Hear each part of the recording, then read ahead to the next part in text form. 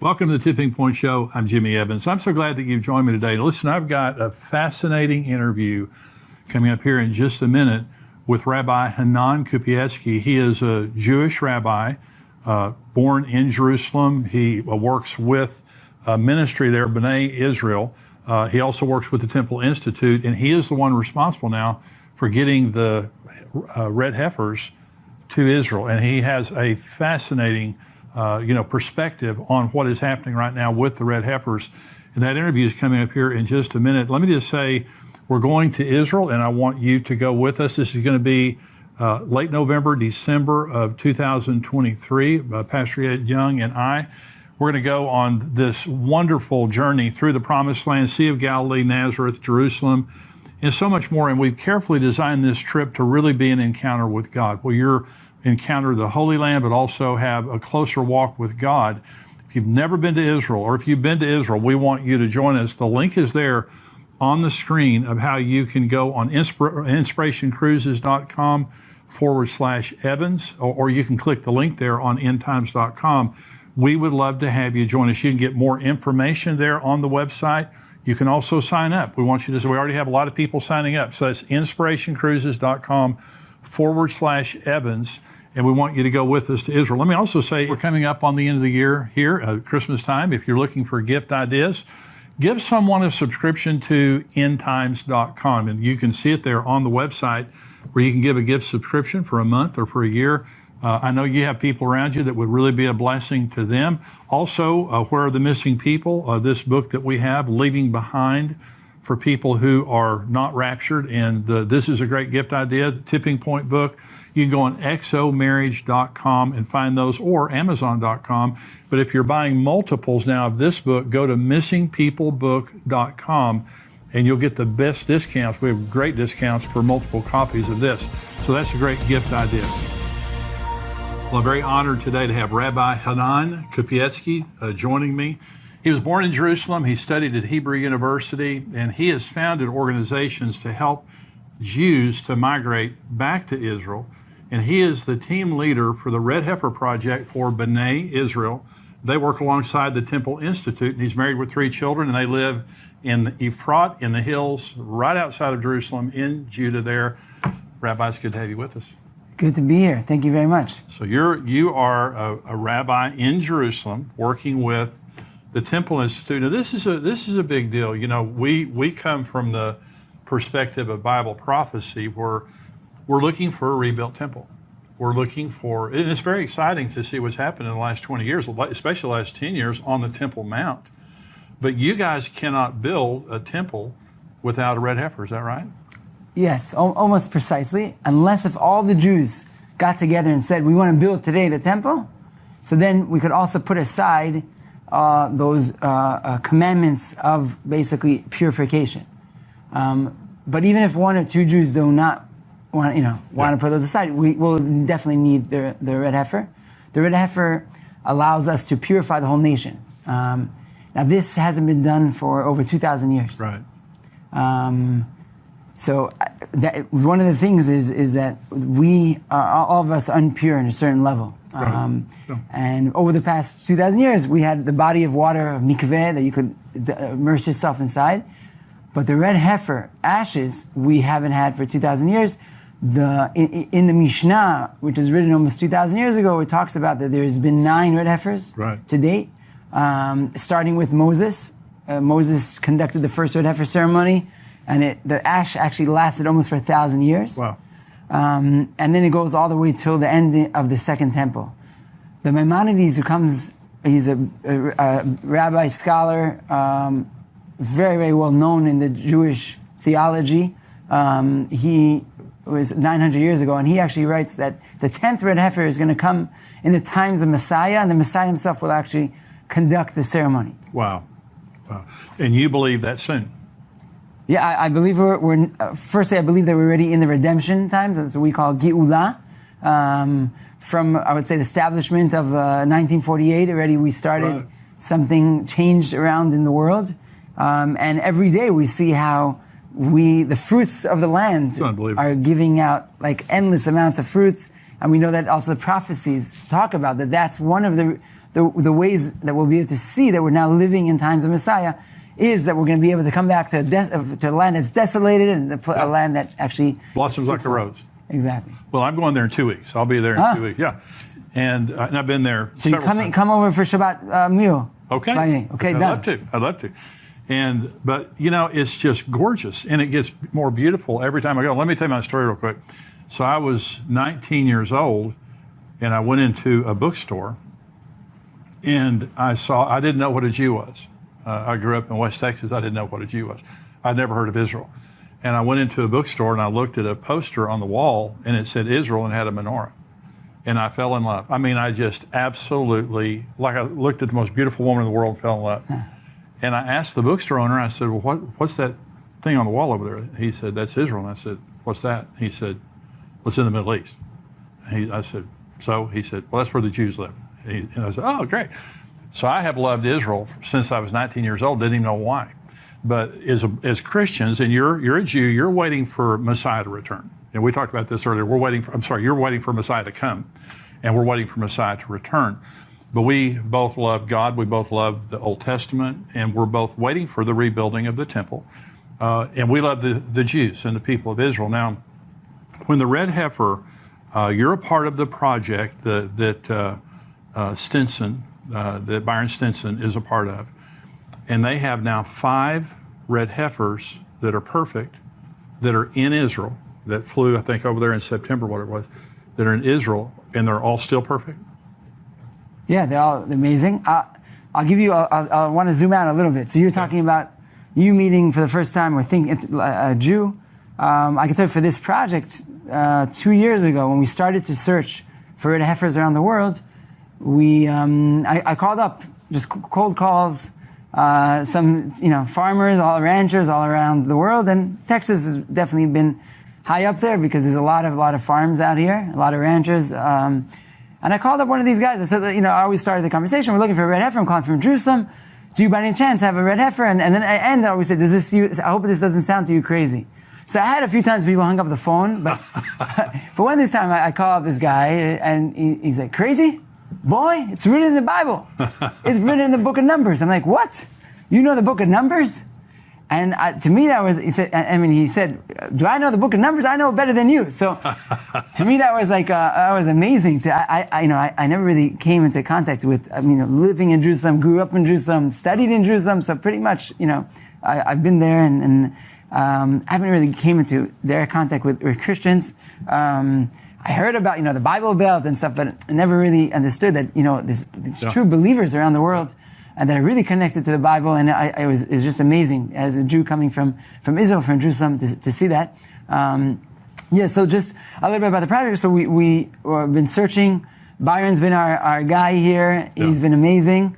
We've gone to all around putting out ad magazines to try to find, because one of the issues, and here I'm sure a lot of you guys heard about the red heifer. I'll just say the 5 rules of the red heifer.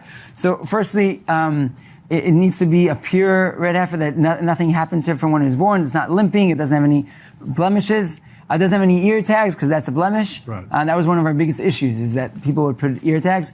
It can't have any black or white hairs. And having black or white hairs means more than one. So it can have one, but not more than that.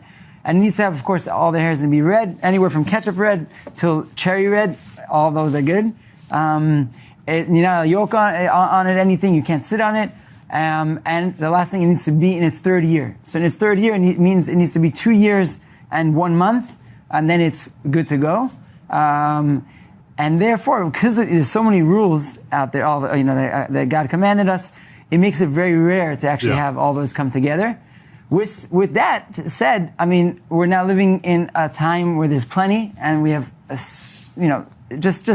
sure you guys know this stat better than me, but if I'm saying there's 250,000 ranches here in Texas, just in Texas. Okay, so imagine every ranch has an average of 50 cows.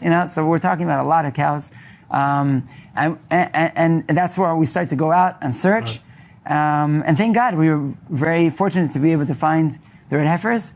And there's a few stories on the way, but I'll just say that bringing them to Israel was just as hard as actually finding them. There's an embargo to bring livestock to Israel. It hasn't happened.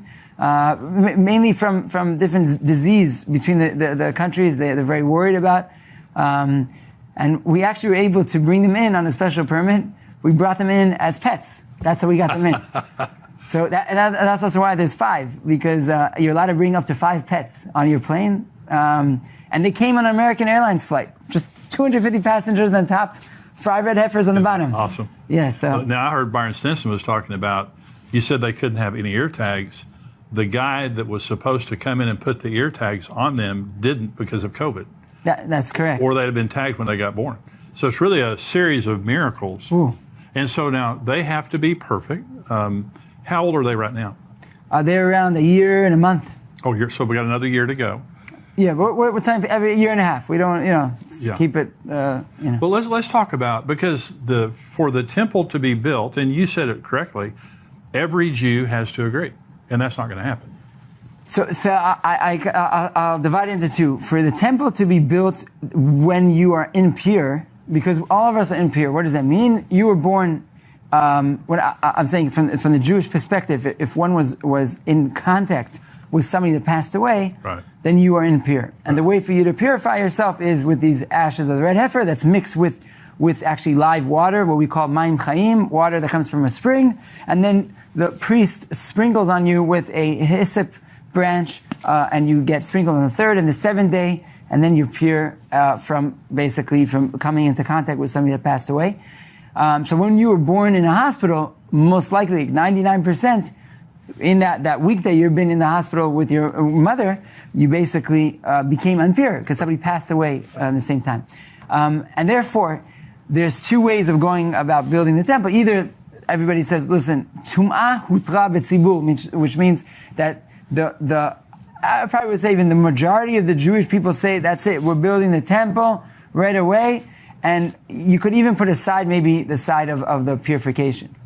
But there's another way, and it's even better than doing that, because hutra, which means we allow you if needed. But way better is, and also you don't maybe need the whole nation, you could also have many people coming together, is if you would have the red heifer ashes. That's even on a higher level, and it also would mean something to the Jewish people. You kind of would say it's also a sign from God. That's right. Within Jewish theology and within the Jewish beliefs and traditions, the red heifer is something that we anticipate. Just like Jerusalem is something that we anticipated to coming back into the old city walls. Right. And the same thing with the Temple Mount. The red heifer, from when you're in kindergarten, you learn about the red heifer. And it's something that you know that it's an act of God. To find that red heifer, to bring one to Israel.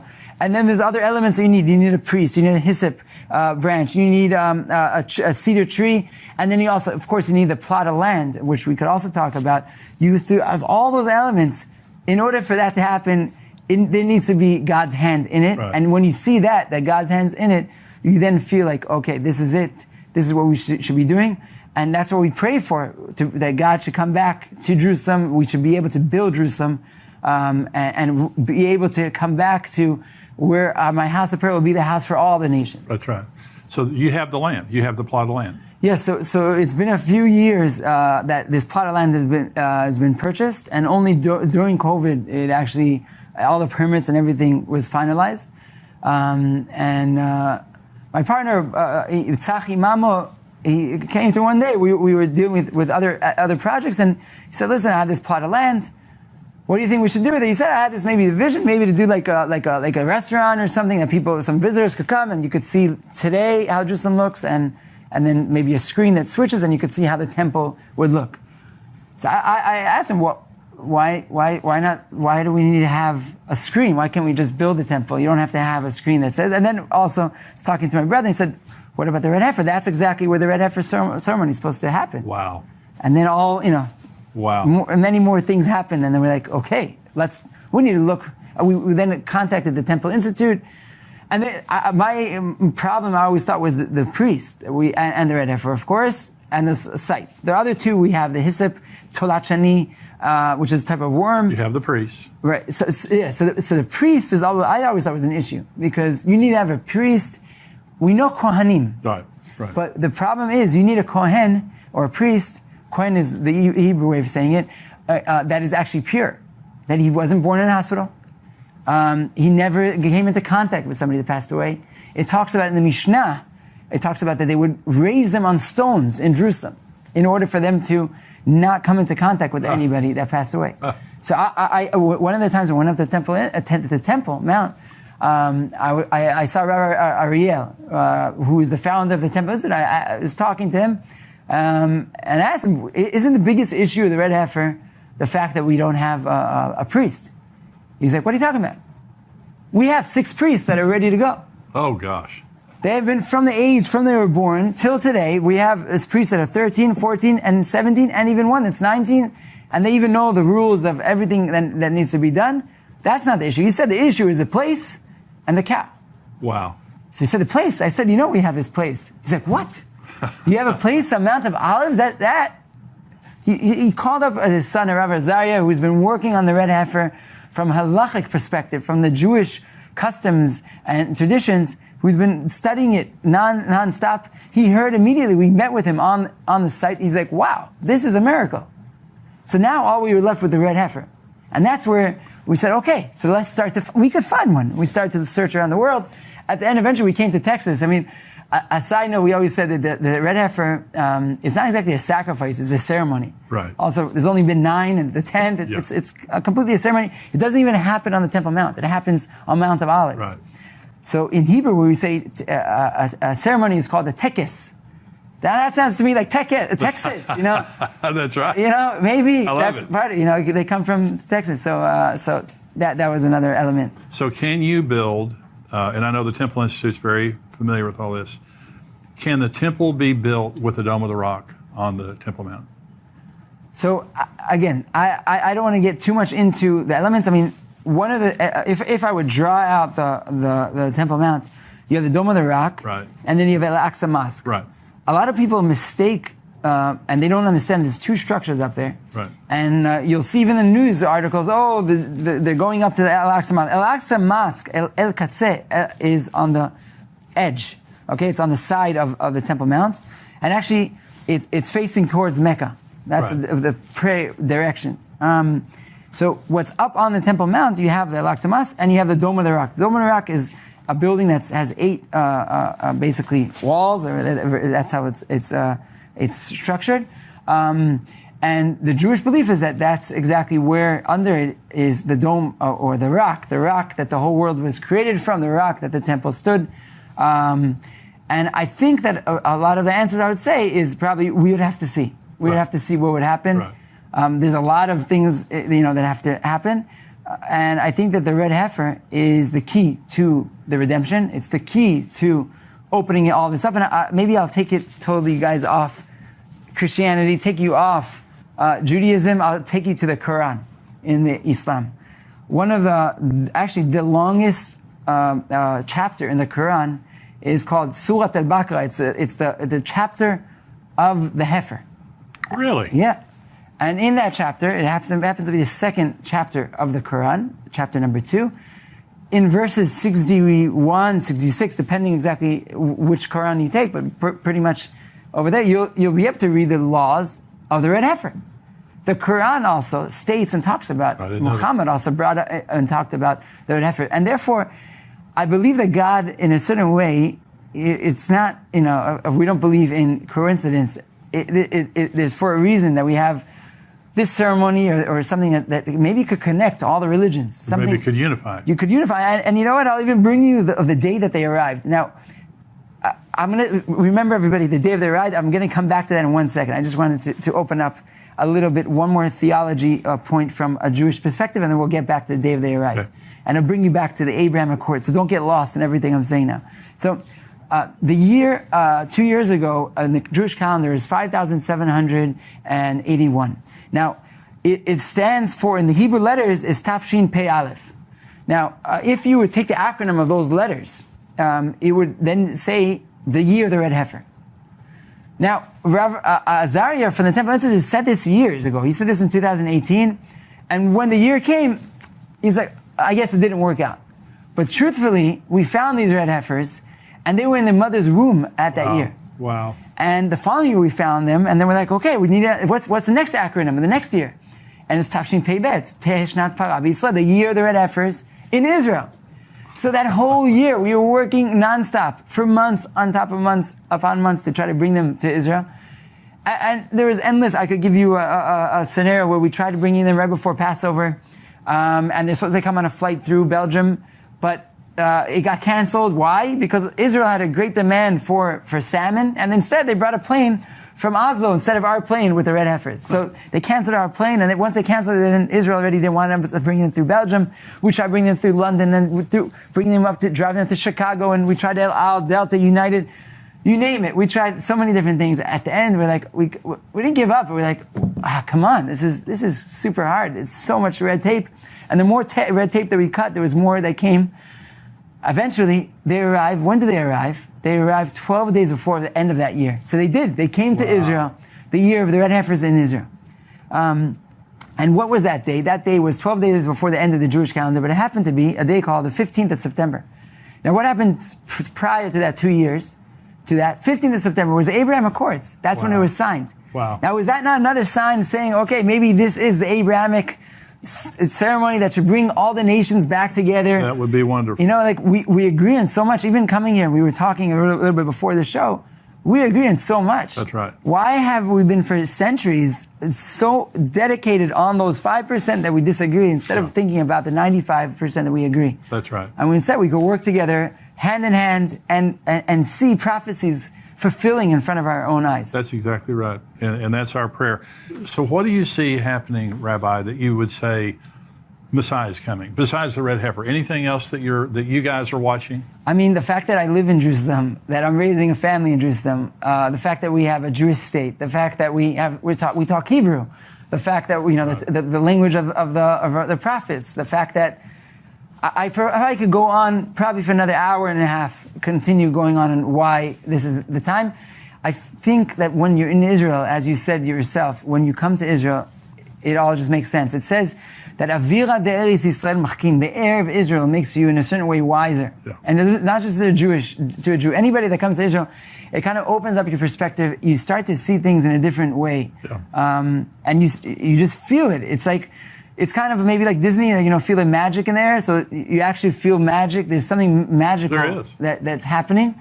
And I don't even think you could just open your eyes. I could go on. So what I'm trying to say here is again and again, we could see the prophecies. I started off in the show saying about the fruits of the land, because I think that's something that's so feasible and so something that you could see and you could feel when you're walking in Machane Yehuda market and you have delicious fruits. Oh yeah. And you're like, wow, this is it.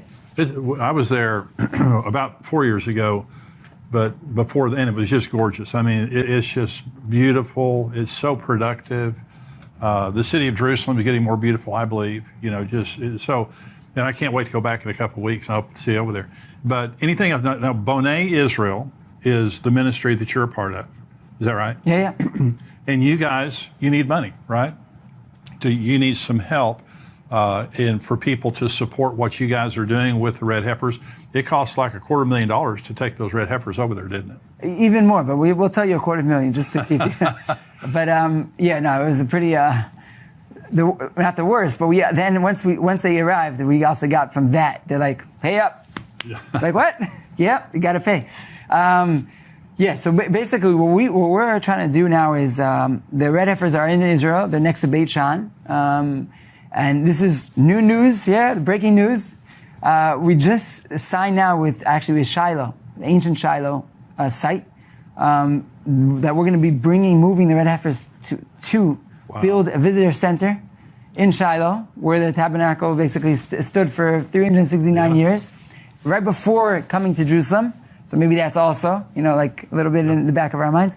So we're going to be building a research center, a visitor center, where we'll be able to grow the red heifers there, but also for future generations. We want to have the red heifer, like a red heifer center. Everybody could learn about purification, could learn about the history, and they could connect to everything. So we're now fundraising for that. We're fundraising $3 million to try to build that center. We believe it's very, very important, and kind of what you were also asking before. We want to educate the world of what's happening, because it's not going back to the Temple Mount and to the third temple. the temple is not just a Jewish temple. Right. The temple is for all nations, and we need all nations to come together. Right. We want the real peace. We don't want to just say it, oh, it sounds good. It's the true meaning. And in order to do that, we need to really educate everybody about what's happening. And like shows like this are wonderful. They really talk about the real events that are happening and talk about, the tipping points of things that are occurring in front of our eyes. So that's one of the elements that we're going to put the website up on our screen.